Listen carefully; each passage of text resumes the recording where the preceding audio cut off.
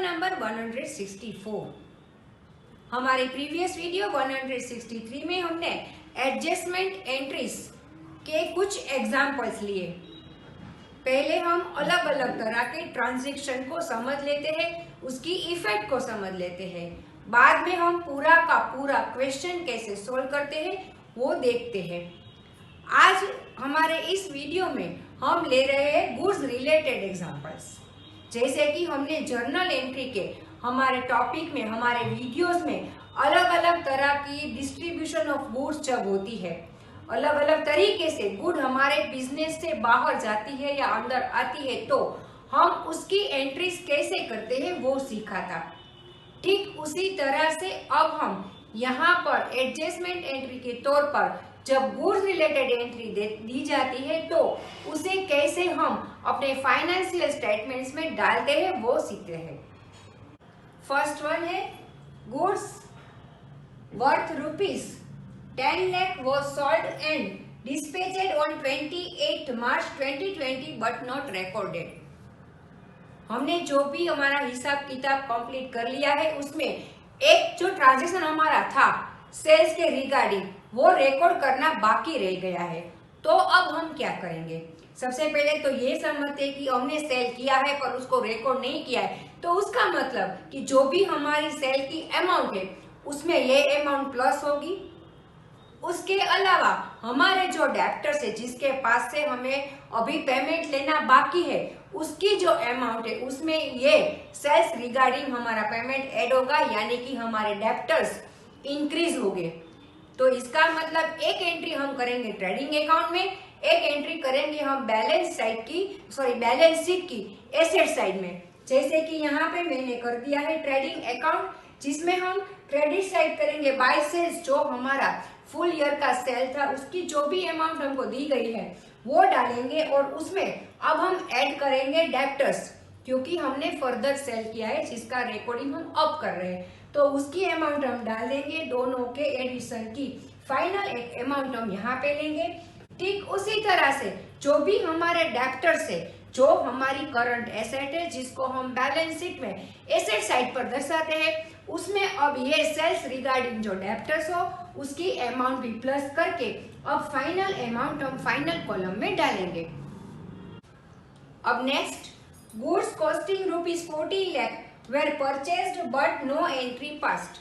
जैसे हमने सेल की एंट्री पास नहीं की उसी तरह से परचेज की एंट्री भी पास करनी बाकी है, तो इसकी रिवर्स एंट्री आएगी, क्योंकि परचेज में हमारे पास जो भी स्टॉक होगा उसमें ऐड होगा, मतलब परचेज के जो अमाउंट होगी उसमें हम एडिशन होगा। और उसके अलावा परचेज का पेमेंट हमने अभी किया नहीं है, मतलब देना बाकी है, वो हो गई हमारी लायबिलिटी जो हमारे क्रेडिटर्स में ऐड करना होगा। तो यहाँ पे ट्रेडिंग अकाउंट में जो हम डालते हैं टू परचेजेस, परचेज की जो भी अमाउंट होगी उसमें अब जो नया परचेज हमने किया है वो हम क्रेडिटर्स के से लिखकर 14 लाख को ऐड करेंगे और दोनों का टोटल फाइनल कॉलम में हम डालेंगे। ठीक उसी तरह से जो भी हमारे क्रेडिटर्स की अमाउंट थी उसमें अब ये नए क्रेडिटर्स को हम ऐड करेंगे जिसके पास से हमने परचेज किया है और अभी हमने पेमेंट नहीं दिया है, तो ये अमाउंट भी हम ऐड करेंगे और फाइनल अमाउंट आएगी वो हम फाइनल कॉलम में लिखेंगे। Next one goods worth ₹36,000 given as free sample. अब जैसे कि हम जानते हैं कि फ्री सैंपल यानी कि एडवर्टाइजमेंट के लिए जो भी गुड्स हम डिस्ट्रीब्यूट करते हैं वो हमारा सेल नहीं है, और उसकी एंट्री हम कॉस्ट प्राइस पे ही करते हैं और परचेज में से उसे डिडक्ट करते हैं। जितना परचेज टोटल हमारा था उसमें से अब इस अमाउंट को हम माइनस करेंगे। तो ट्रेडिंग अकाउंट में हम परचेज की जो भी अमाउंट है उसमें से फ्री सैंपल की अमाउंट को हम माइनस करेंगे।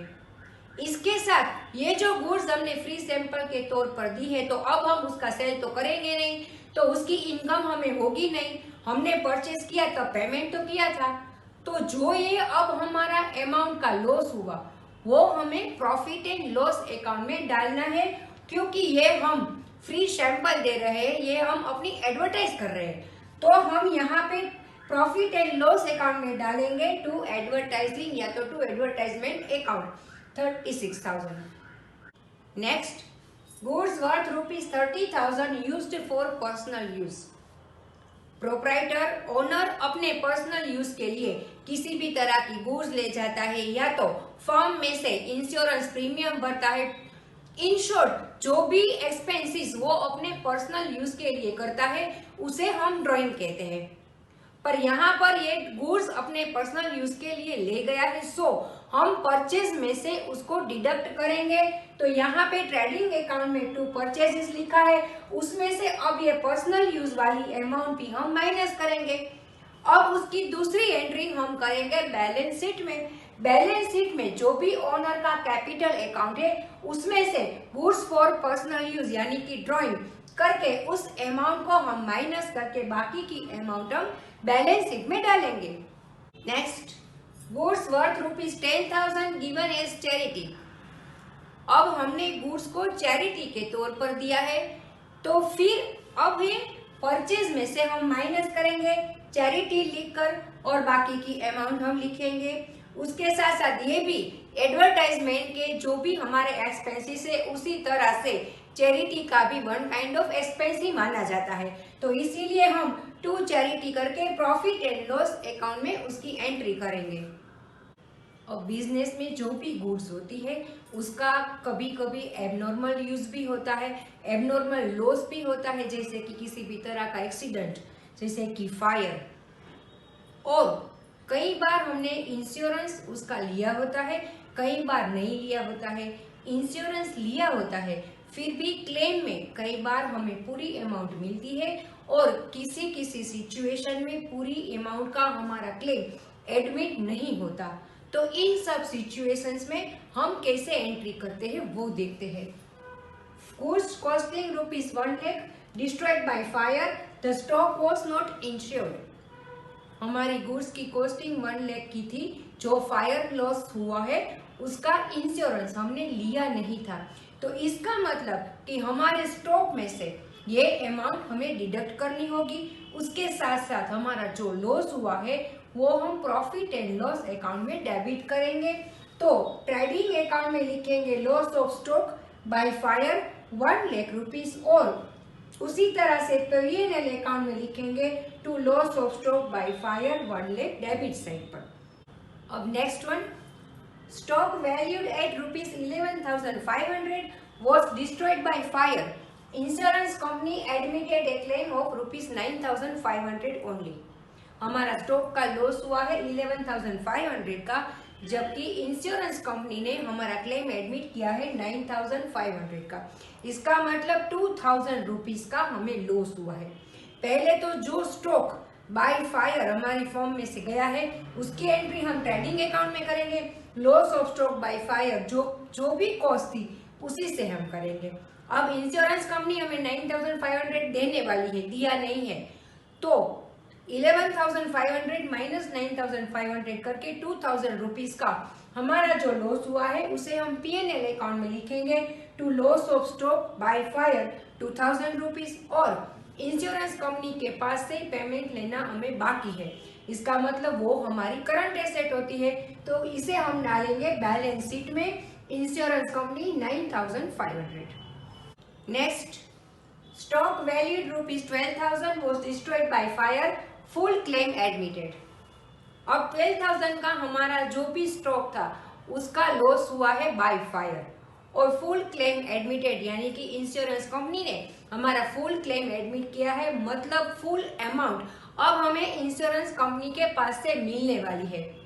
तो ये हमारा लॉस तो हुआ नहीं, हाँ स्टॉक में से हम उसे माइनस करेंगे ट्रेडिंग अकाउंट में. Loss of stock by fire ₹12,000, loss हमारा हुआ नहीं है, सो P&L अकाउंट में कुछ भी एंट्री नहीं आई और इंश्योरेंस कंपनी ने हमारा क्लेम एडमिट कर दिया है, पर अमाउंट हमें अभी लेनी है, मतलब वो हमारी करंट एसेट हो गई. तो इंश्योरेंस कंपनी करके हम बैलेंस शीट में एसेट साइड में ₹12,000 डालेंगे. तो इस तरह से अलग अलग तरीके से गुड्स का जो भी डिस्ट्रीब्यूशन या भी लॉस होता है उसके रिलेटेड जो भी हमें एडजस्टमेंट एंट्रीज दी जाती है उसकी हम इफेक्ट कैसे ट्रेडिंग अकाउंट में या तो P&L अकाउंट में और बैलेंस शीट में करते हैं, वो आज के इस वीडियो में हमने सीख लिया। हमारे नेक्स्ट वीडियो नंबर 165 में हम लेंगे कुछ ऐसे अनदर पॉइंट्स, कुछ ऐसे पॉइंट्स जिसकी एडजस्टमेंट एंट्री को हम कैसे करते हैं वो सीखेंगे।